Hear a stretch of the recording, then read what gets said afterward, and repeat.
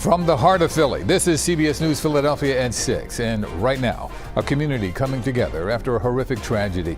Tonight, we are hearing from one of the people who barely escaped disaster when a medical jet crashed on Cottman Avenue.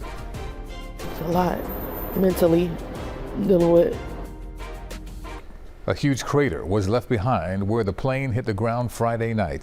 Now we are learning more about the crash. Hello, everyone. I'm Yuki Washington. This afternoon, officials increased the number of people hurt to 24. 2 of those people are still in critical condition. 7 people died when the plane fell from the sky shortly after taking off from Northeast Philadelphia Airport.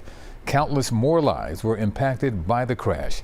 As the neighborhood tries to recover, a town hall meeting will be held Wednesday night at Solace Cohen Elementary.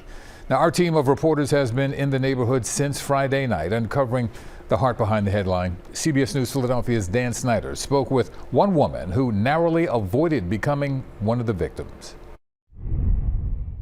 I feel lost. I feel like I'm here, but I'm not here. Alexis Lloyd lives at the corner of Cottman Avenue and Rupert Streets, an area hit hard during Friday's plane crash in the Northeast. She tells us she was in her kitchen making dinner when that plane went down. I was about to cook steaks and French fries. So I'm bending down by my kitchen to put trash in, and then I just hear boom, just the house blew in. Lloyd did not want to show her face on camera, but told us about the chaotic moments following the crash. She described Cottman as being engulfed in flames, and when the dust settled, she says firefighters told her they found human remains in her home. They didn't know who was splattered on. They thought it was the homeowner. They didn't know who that was in the living room. They thought it was me. Lloyd says she feels fortunate her 7-year-old daughter wasn't home during the crash, but she ran out of the house with nothing more than the clothes on her back.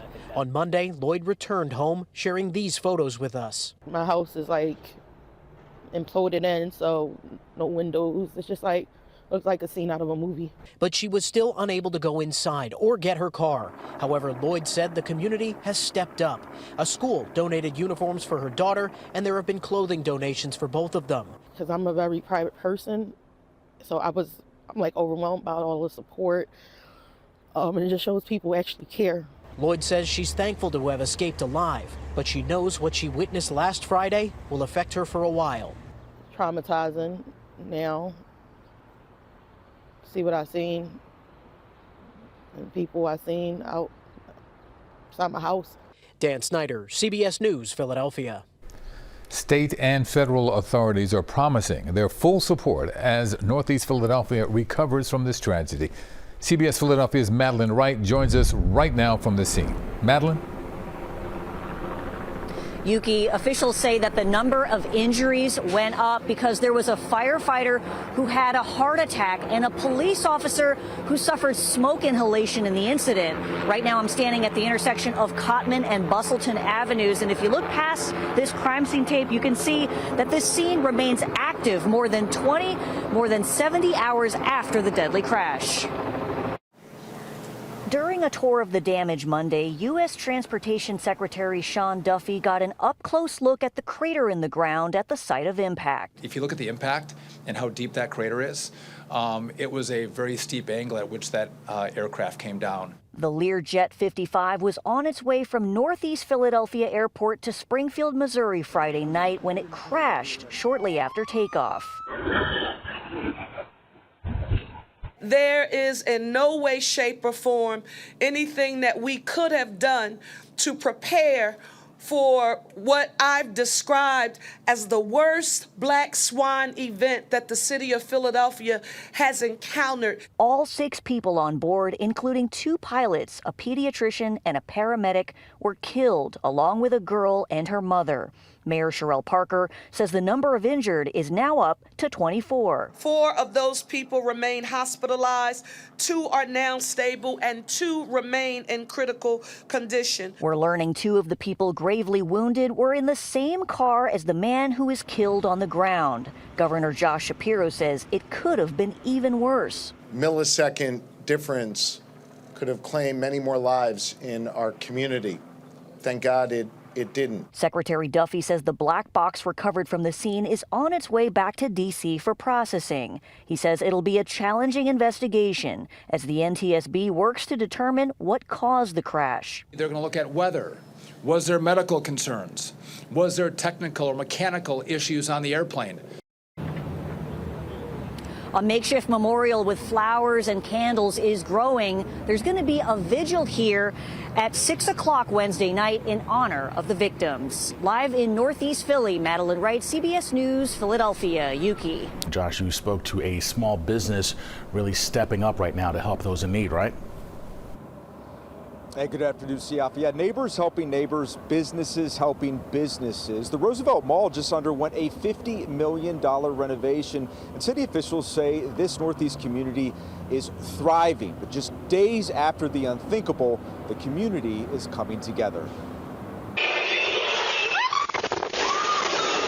When it happened, the whole neighborhood shook. The deadly medical jet crash is still fresh for Jason McGowan and workers at Steve's Prince of Steaks on the corner of Bustleton Avenue and St. Vincent Street. We pull up to a stop sign, you look left and right, nobody looks up and down. You know, I mean, that's really, I can't even believe it. Half of the neighborhood's shut down, it's hard to get around. But the people in the neighborhood are tough, they're resilient. The shop has been a staple in the Roosevelt community in Northeast Philly since 1980. Feeding the neighborhood and now feeding first responders. All the people, all the workers who come in, I mean, everybody from the NTSB, the investigators, the gas department, the firefighters, our local police. On Sunday, Philadelphia police reopened the outer lanes of Roosevelt Boulevard in both directions. Cotman Avenue remains closed. You know, when a tragedy brings out the best in people. Philadelphia City Council member Mike Driscoll says parts of his district have been affected by the crash. It's still a crime scene, but our professionals are trying to get through this quickly because they know they want to get this mall back open. They know they want to get these people that work here back earning a living. Driscoll says the city is still determining how many businesses were affected. We're going to communicate with them through our commerce department, and then whatever losses, I can't speak to that yet, but we hope we have resources for them. As the community continues to process the loss, Driscoll and McGowan are reminded of the heart of the Northeast neighborhood. Neighbors helping neighbors, businesses helping businesses, that's Northeast Philadelphia. Philly's in the Super Bowl. I mean, they'll get some excitement next week and people will start to heal. People will start to heal. We know that's going to be a process. Driscoll says he hopes to get a list of all of those businesses affected in the coming days. They are determined to get those businesses resources to reopen. Josh Sanders, CBS News, Philadelphia.